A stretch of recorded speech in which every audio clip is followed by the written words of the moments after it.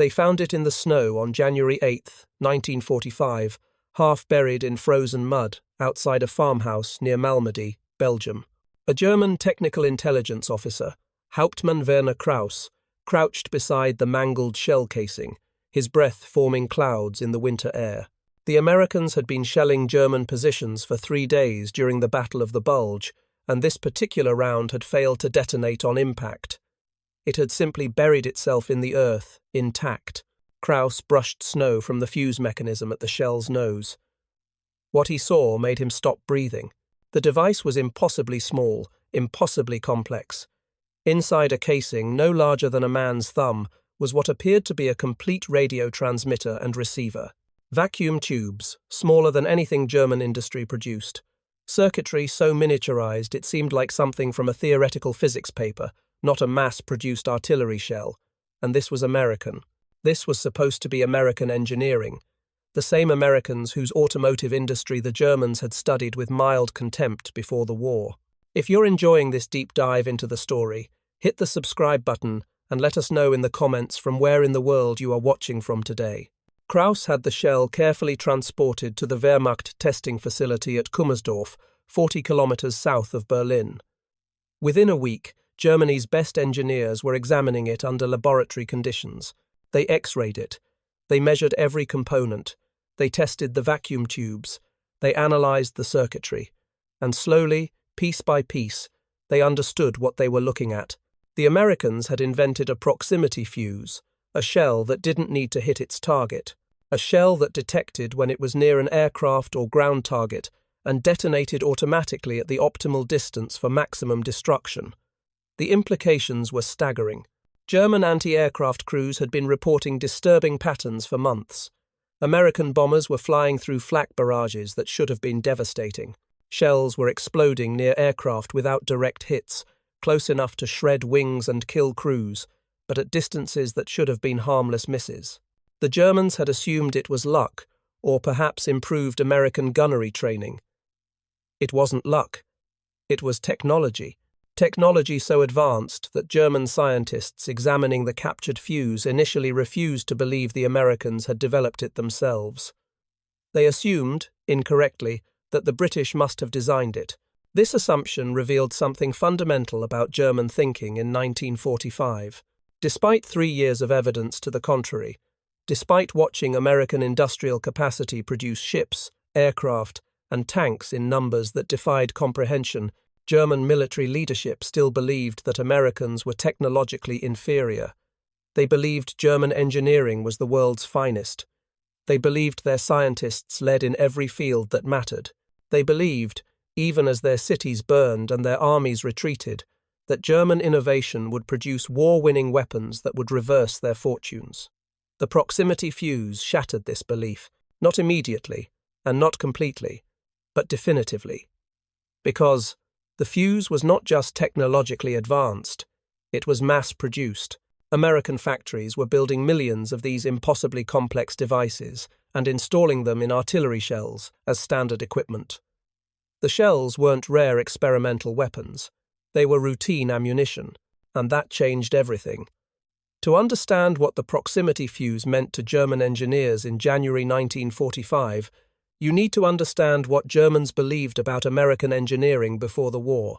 The belief system was not random prejudice. It was built on decades of observation and what seemed like reasonable analysis.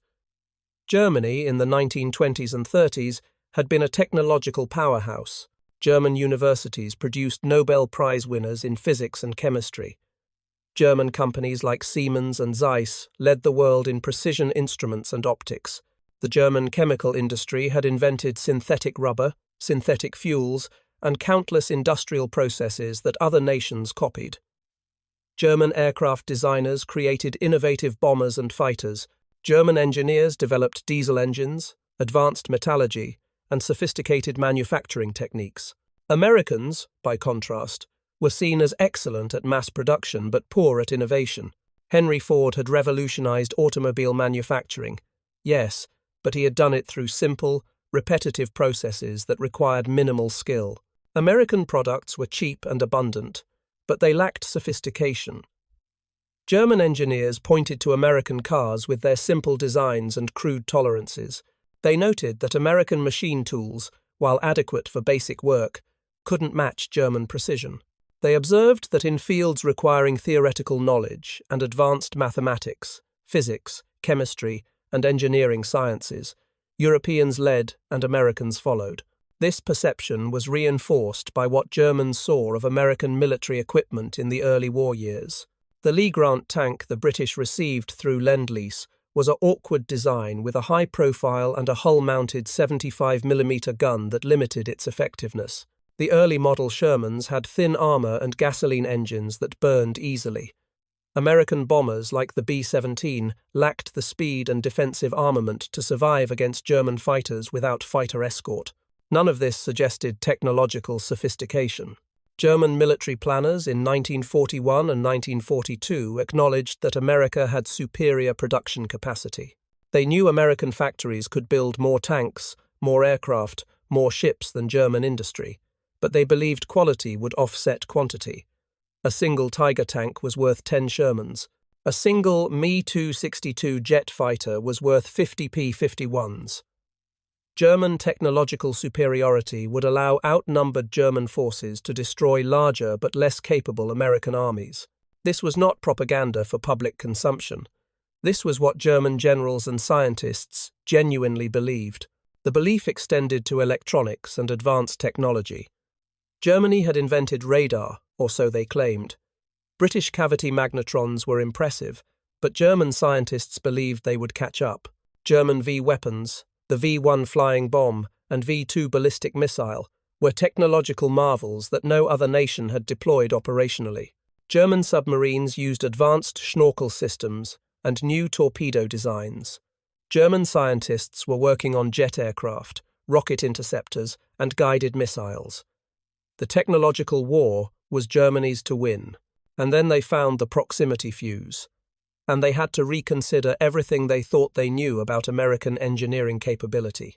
The proximity fuse that German engineers examined at Kummersdorf in January 1945 represented the culmination of a development program that began in 1940, 5 years before the Germans captured their first intact example. The American program started not with military requirements, but with a desperate British request. Britain was under sustained air attack. German bombers were striking London and industrial cities nightly.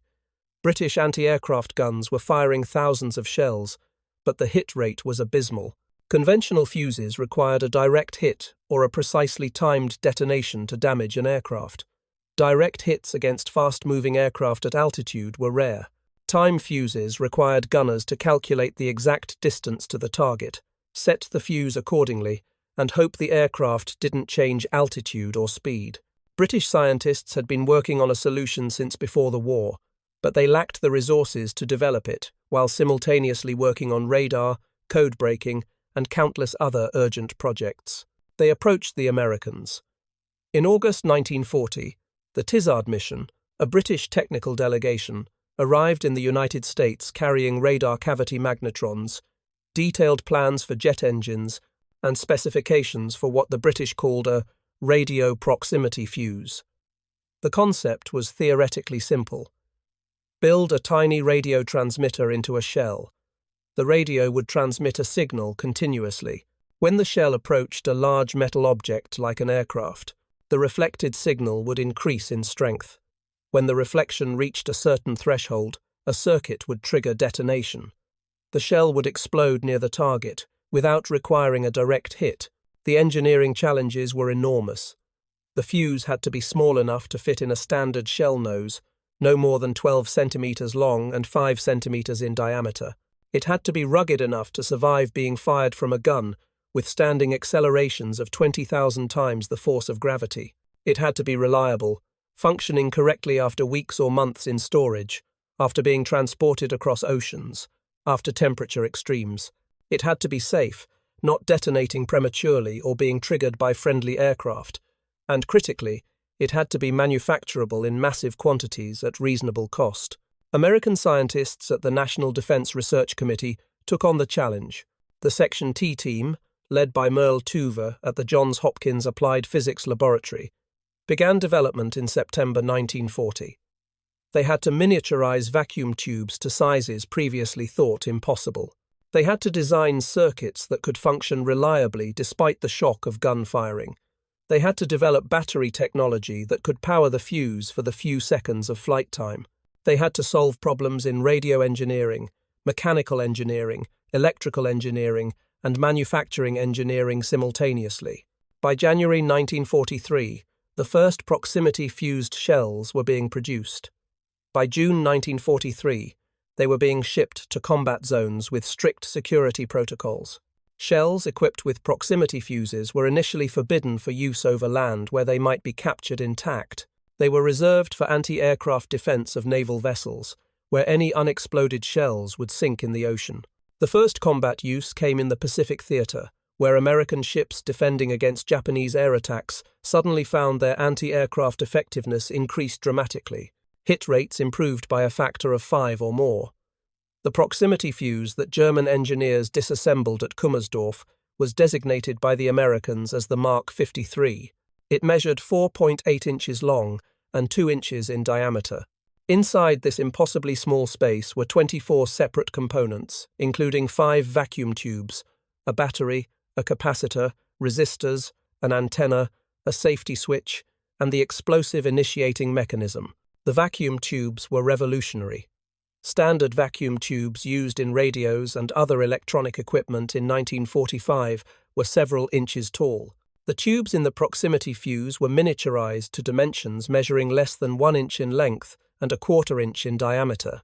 The smallest tube, called a subminiature tube, had been specifically developed for this application.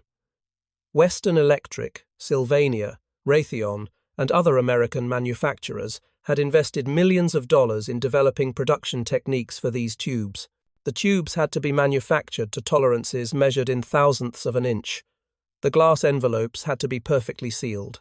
The internal elements, cathodes, anodes, and grids, had to be precisely positioned. Any defect would cause the tube to fail, and failure rates in early production runs exceeded 50%. By 1944, American manufacturers had refined their processes to the point where they could produce millions of miniature tubes monthly, with failure rates below 5%. The battery technology was equally sophisticated. The fuse used a reserve battery that activated only when the shell was fired. The battery consisted of an ampule of liquid electrolyte sealed in the fuse. When the shell was fired, the acceleration forces crushed the ampule, releasing the electrolyte and activating the battery. This design meant the battery had an unlimited storage life and only began draining power when needed. The battery had to provide 28 volts for approximately 20 seconds, the maximum flight time for an anti-aircraft shell. German engineers examining the captured fuse noted that the battery design was elegant and efficient, using materials and construction techniques they had not considered. The radio circuit operated at frequencies between 180 and 220 MHz.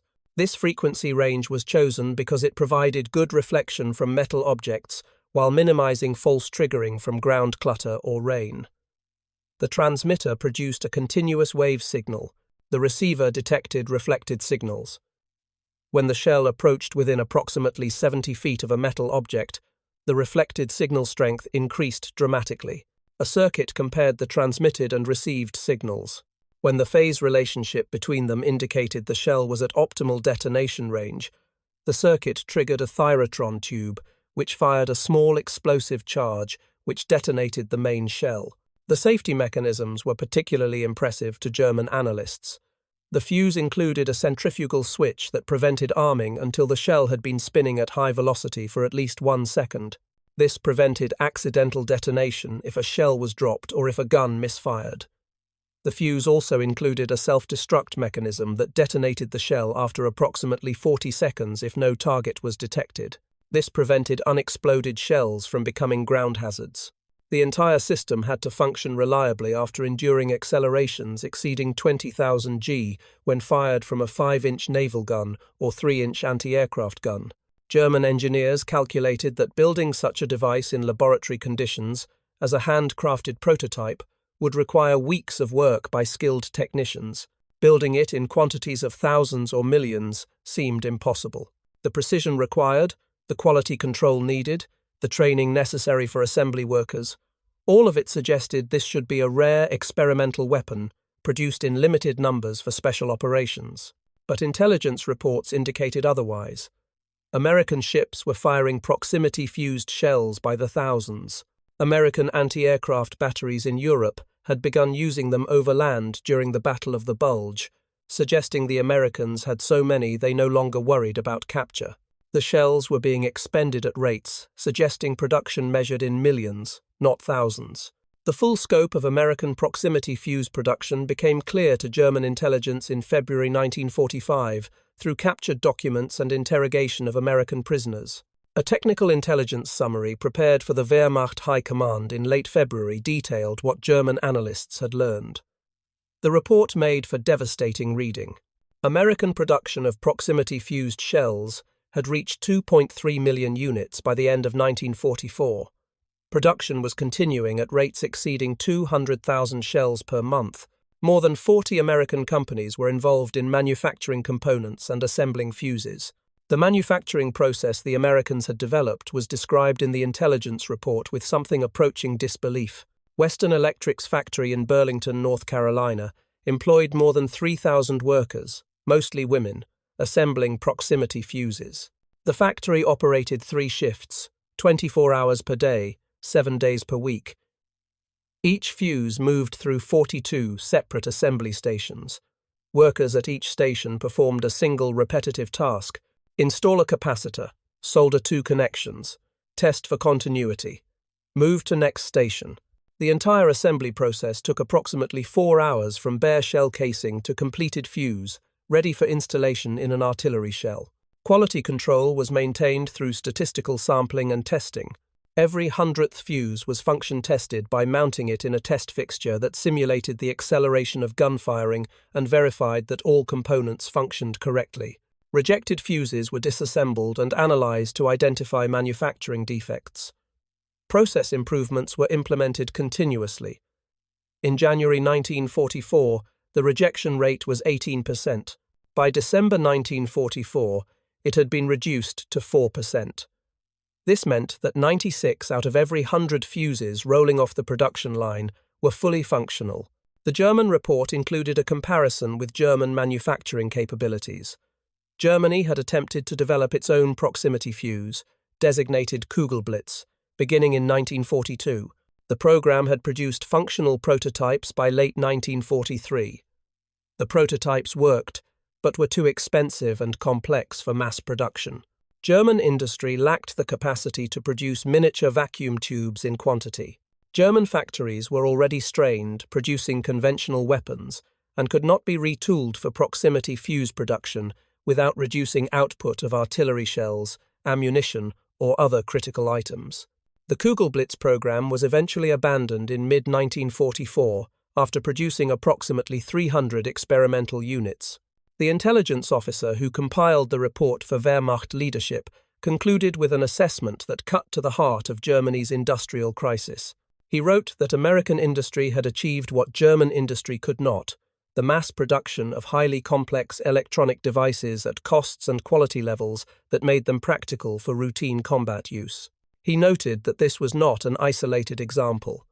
American factories were producing radar sets, radio equipment, fire control systems, and electronic devices of all types in quantities that Germany could not match.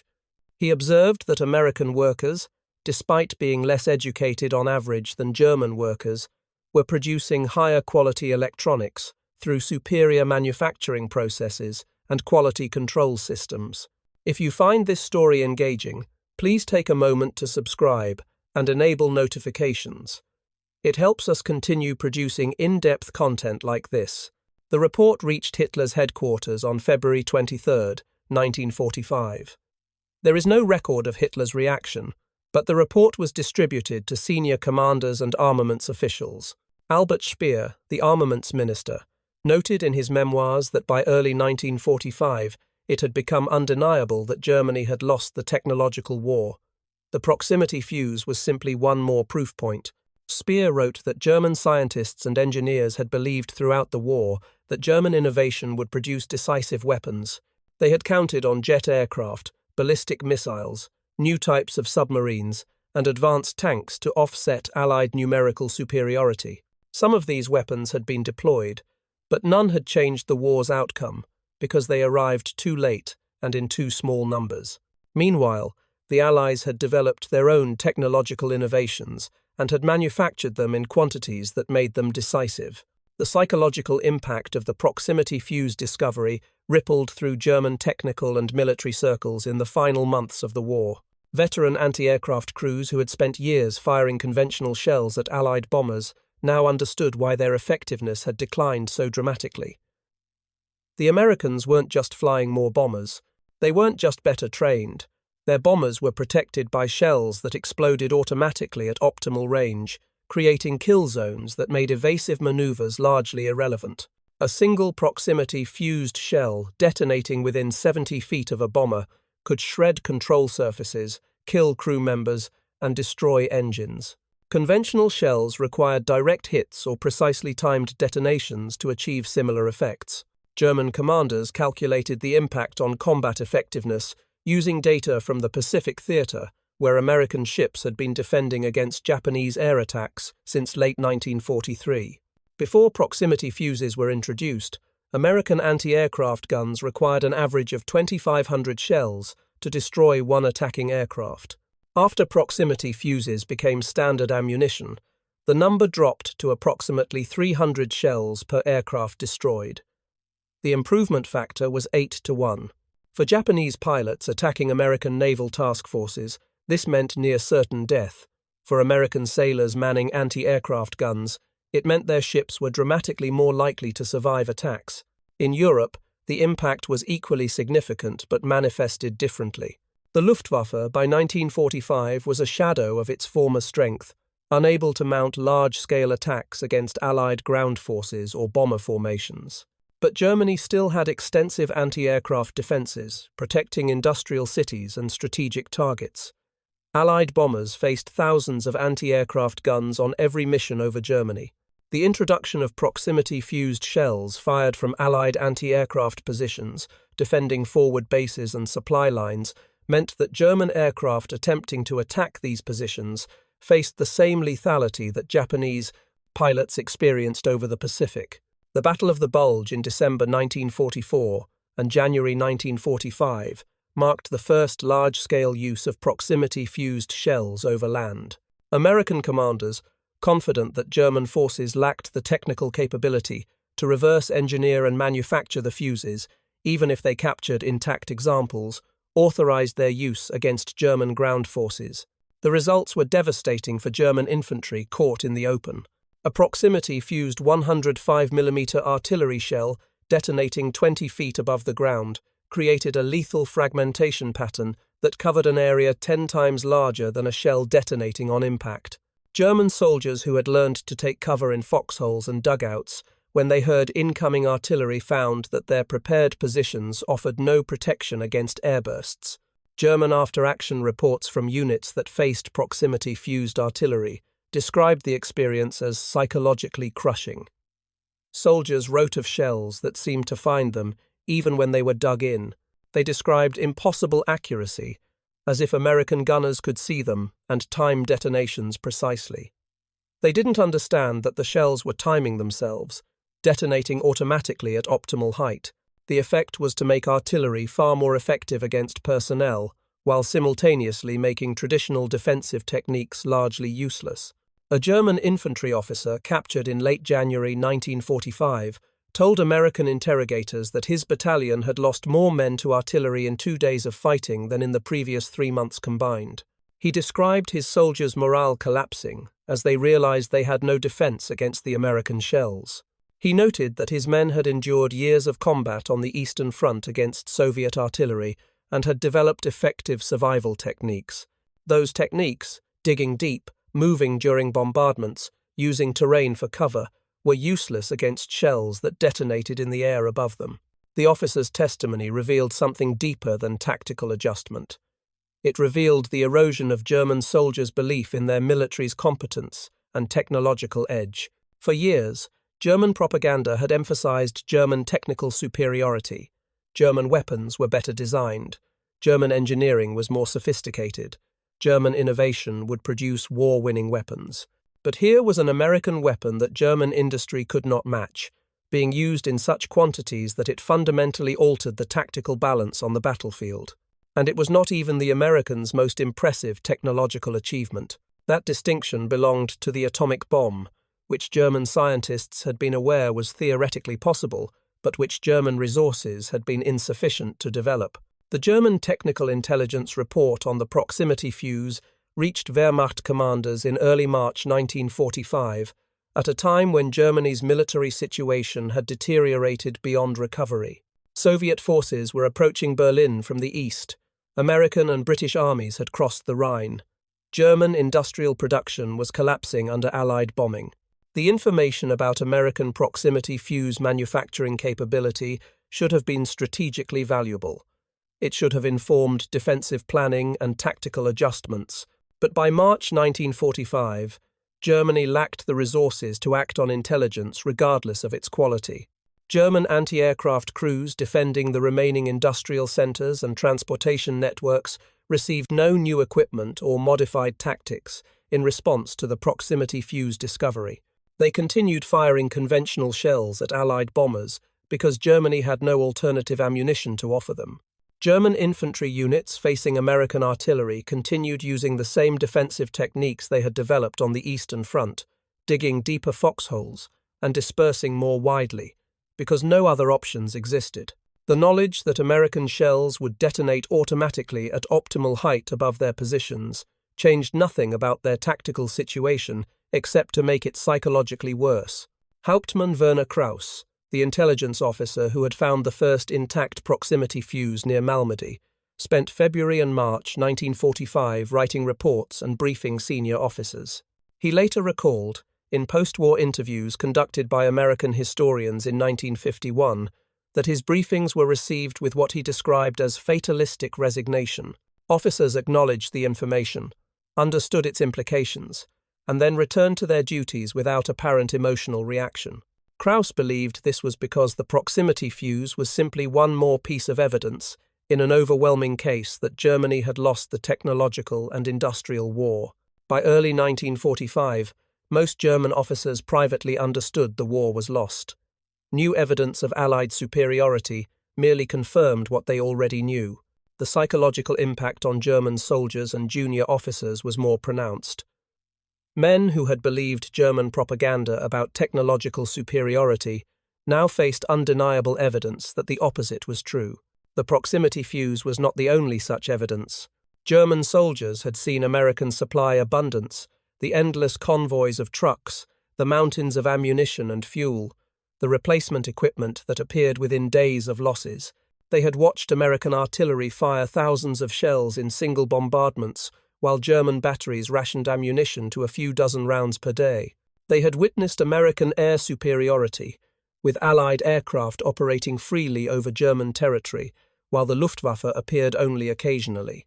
But the proximity fuse was different, because it was not about quantity, it was about quality.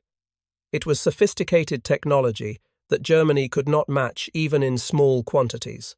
It represented American engineering capability, not just American industrial capacity. For German soldiers who had been taught that German technical education and scientific achievement were the world's finest, this was psychologically devastating. One captured German sergeant told his American interrogators in April 1945 that learning about the proximity fuse had made him question everything he had been told about German superiority. If Germany was not technologically superior, if German scientists and engineers were not the world's best, then what had the war been for? The sergeant's question had no good answer. Germany had started a war of conquest based partly on the assumption that German organizational ability, military skill, and technological superiority would allow victory over numerically superior opponents. The proximity fuse proved that assumption wrong. American industry could produce both more weapons and better weapons than German industry. American scientists could innovate as effectively as German scientists. American manufacturing could achieve quality levels that matched or exceeded German quality. The foundation of German confidence had been built on false premises, and by 1945 those premises were collapsing under the weight of contrary evidence. For Werner Krauss personally, the experience of examining the proximity fuse marked a turning point in his understanding of the war. He had been a loyal officer who believed in Germany's cause and Germany's eventual victory. The fuse, with its miniaturized components and mass-produced precision, forced him to reconsider his assumptions. He concluded, as he later told American historians, that Germany had fundamentally misunderstood America's strengths and had paid the price for that misunderstanding. The proximity fuse was not an isolated example of American technological achievement that surprised German military analysts. It was part of a broader pattern that became increasingly clear as the war progressed. German assumptions about American technical capability had been consistently wrong, and each new discovery forced painful reassessments. The pattern extended across multiple technologies and military domains, revealing systematic failures in German intelligence and strategic planning. German naval intelligence had assumed American shipbuilding was quantity over quality, turning out merchant ships and simple escort vessels through crude mass production techniques. This assumption was shattered when Germany discovered the Americans were building Essex-class fleet carriers, sophisticated warships displacing 27,000 tons, at a rate of one per month during 1943. The Americans built 24 Essex-class carriers during the war. Germany built 0 fleet carriers. The disparity was not just numerical. The Essex-class carriers incorporated advanced damage control systems, sophisticated radar and fire control equipment, and design features that made them among the most capable warships afloat. They were not crude, mass-produced vehicles. They were carefully engineered ships built in quantities Germany could not approach. German aviation intelligence had assumed American aircraft were adequate but not exceptional, designed for ease of production rather than performance. This assumption was challenged by the P-51 Mustang, a long-range fighter with performance that matched or exceeded German designs. The P-51 could escort bombers to Berlin and back, a range previously thought impossible for single-engine fighters. It could outmaneuver German fighters at high altitude, and it was being produced at rates exceeding 500 aircraft per month by mid-1944. The Americans built more than 15,000 P-51s during the war. Germany built approximately 33,000 Bf-109 fighters over a much longer production period, and the Mi-109 was a smaller, shorter-range aircraft. German armaments experts had assumed American tanks were simple and crude, adequate for supporting infantry but inferior to German armor. The Sherman tank confirmed this assumption initially. It had thinner armor than German Panthers and Tigers. Its 75mm gun was less powerful than German 88mm and 75mm guns, but the Americans produced 49,000 Shermans compared to approximately 6,000 Panthers and 1,300 Tigers. The numerical disparity offset the qualitative advantage.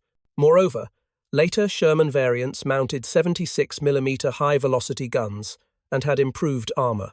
They were not as individually capable as German heavy tanks, but they were reliable, easy to maintain, and available in overwhelming numbers. German signals intelligence had assumed American communications security was poor and that American codes were vulnerable. This assumption was partially correct. American voice radio communications were often conducted in clear language or using simple codes that German listeners could understand. But the Americans were also using sophisticated encryption for high-level communications. The Sigabar cipher machine used by American military communications was never broken by German cryptanalysts, despite sustained efforts. The Germans intercepted thousands of encrypted American messages but could not read them. Meanwhile, German Enigma codes had been compromised, though German commanders did not fully understand the extent of Allied code-breaking success until after the war. The pattern across all these domains was consistent. Germans had assumed American technical capability was limited to simple mass production of adequate but unexceptional equipment. Americans repeatedly demonstrated they could produce sophisticated, high-quality equipment in massive quantities. The proximity fuse was simply the most concentrated example of this capability, packing advanced technology into a small package and manufacturing millions of units with consistent quality. German post-war analysis attempted to understand how such systematic misjudgments had occurred. Several factors emerged. German intelligence had focused on pre-war American industrial output and had failed to account for American capacity for rapid expansion and improvement. German analysts had confused American consumer culture, with its emphasis on simple, cheap products, with American industrial capability in wartime. German engineers had assumed their theoretical knowledge and precision manufacturing techniques were unique advantages that could not be replicated. They had not understood that American industry could achieve precision through different methods, using statistical quality control, interchangeable parts, and systematic testing rather than individual craftsmanship. The realization came too late to change the war's outcome, but it fundamentally altered how German technical experts viewed industrial competition in modern warfare. The proximity fuse continued to be used by American forces through the end of World War II and beyond. Production continued at high rates through August 1945. By the time Japan surrendered, American factories had manufactured over 22 million proximity-fused shells.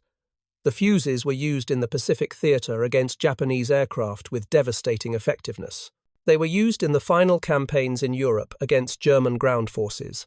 They were used in Korea 5 years later. They became standard ammunition for American anti-aircraft and artillery units, transforming from a secret weapon to routine equipment. For post-war military analysts studying the proximity fuse program, several lessons emerged. First, the program demonstrated that mass production of complex electronic devices was possible with proper manufacturing techniques. The methods developed for proximity fuse production, statistical quality control, modular assembly, systematic testing, influenced post-war American electronics manufacturing and contributed to the development of the semiconductor and computer industries. Second, the program showed the value of civilian scientists working on military problems. The National Defense Research Committee, which managed the proximity fuse program, brought together university researchers, industrial engineers, and military personnel in productive collaboration. This model was expanded after the war through institutions like DARPA. Third, the program proved that technological superiority required both innovation and production capacity. Germany had innovative scientists and engineers, but lacked the industrial base to translate innovations into deployable weapons at scale. For German engineers who examined the captured proximity fuse, the experience left lasting impressions. Werner Krauss, the intelligence officer who found the first intact example, emigrated to the United States in 1952 and worked as an electronics engineer in civilian industry.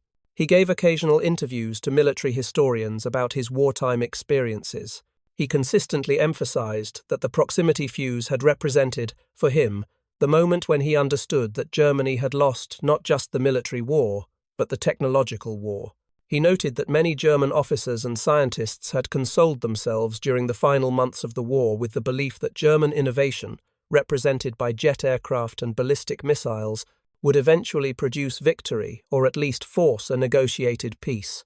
The proximity fuse destroyed that consolation by proving that American innovation was equally sophisticated and was backed by production capacity Germany could not match.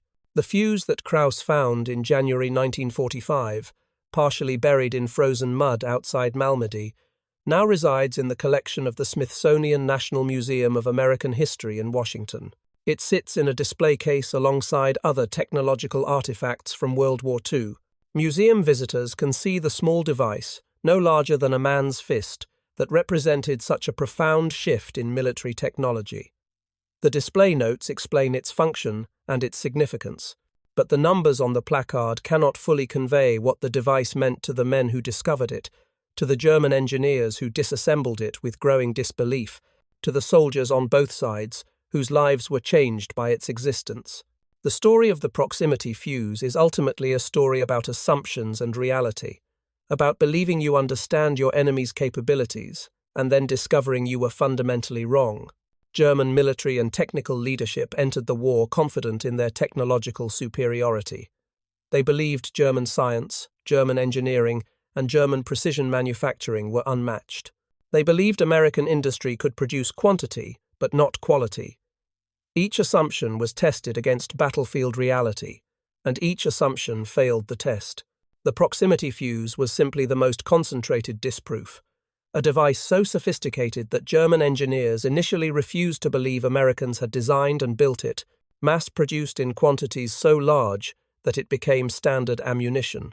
For the modern reader, the lesson extends beyond World War II. The proximity fuse demonstrates that technological competition between nations is not solely about individual brilliance or theoretical knowledge. It is about translating innovation into production, about building the industrial and organizational systems that can manufacture sophisticated devices reliably and affordably at scale. Germany had brilliant scientists, America had brilliant scientists, and the industrial infrastructure to support them. That combination proved decisive. The small device that Werner Krauss pulled from the Belgian mud in January 1945 represented the culmination of 5 years of American scientific and industrial effort. It represented a nation's ability to mobilize resources, coordinate complex programs, and produce advanced technology at unprecedented scale. And it represented the final shattering of German illusions about American technical capability. Thank you for watching. For more detailed historical breakdowns, check out the other videos on your screen now, and don't forget to subscribe.